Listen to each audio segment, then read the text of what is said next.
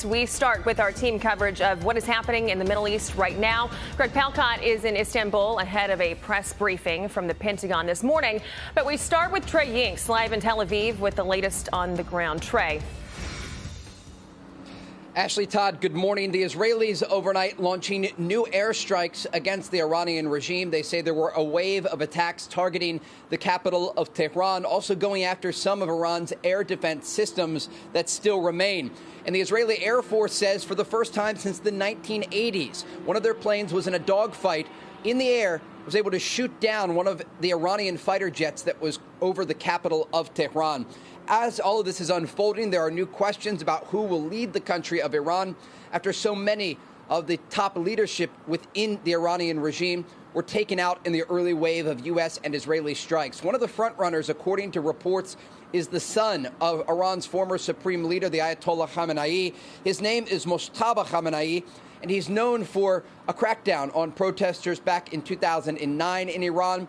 He has very close ties in the security apparatus. President Trump was asked about possible succession in Iran yesterday, saying this. The worst case would be we do this and then somebody takes over who's as bad as the previous person. Right? Most of the people we had in mind are dead. So, you know, we had some in mind from that group that is dead.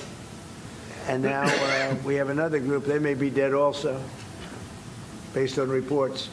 So I guess you have a third wave coming in. Pretty soon we're not going to know anybody. In neighboring Iraq, in Najaf, the birthplace of Iran's former supreme leader, there was a symbolic funeral procession following his death over the weekend, and people were chanting in support of the regime there, many pro-Iranians just over the border. Here is what one demonstrator had to say. It is a symbolic funeral, which we consider a condemnation of the forces of tyranny, imperialism, and the Americans, so that they can see, even if you kill him, he remains in our hearts and our conscience. This funeral is a thorn in their eyes. As we speak right now, there are air raid sirens sounding in northern Israel. There's believed to be 2 drones that flew from southern Lebanon into the northern part of this country. These were launched by the Iran-backed Lebanese militant group Hezbollah. The Israelis are continuing to go after that organization in the capital of Beirut, issuing new evacuation orders for the Dakhya neighborhood, a Hezbollah stronghold, and striking different targets there overnight. Ashley, Todd? Trey, you're in Tel Aviv. What are the people in Tel Aviv saying about this?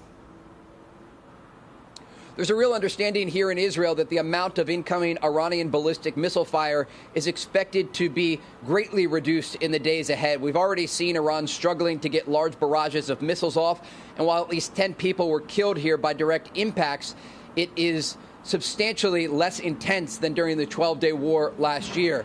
And so this is expected to continue in a positive direction for the Israelis as U.S. and Israeli planes go after many of these launching positions inside of Iran. Already, the sense of normalcy is starting to return to Israel. This is a population used to war, and they understand this is a dynamic. It's up and down, but for now, the Israelis are still bracing for the possibility of more incoming attacks in the hours ahead. Okay, Trey Yinks live for us in Israel. Trey, thank you so much. And later this morning, we're going to hear from Pentagon officials with an update on Operation Epic Fury. Let's get right to Greg Palcott live in Istanbul with more. Greg. The U.S.-Israeli war in Iran, guys, now into its 5th day. And from our vantage point here in Turkey, it only shows signs of strengthening, broadening, getting uglier.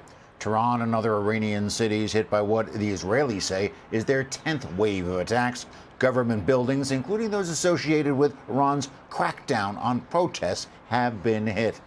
This as images of 4 of the 6 American service members killed in action were released. 3 men and a woman ranging in age from 20 to 42, apparently killed in an attack in Kuwait.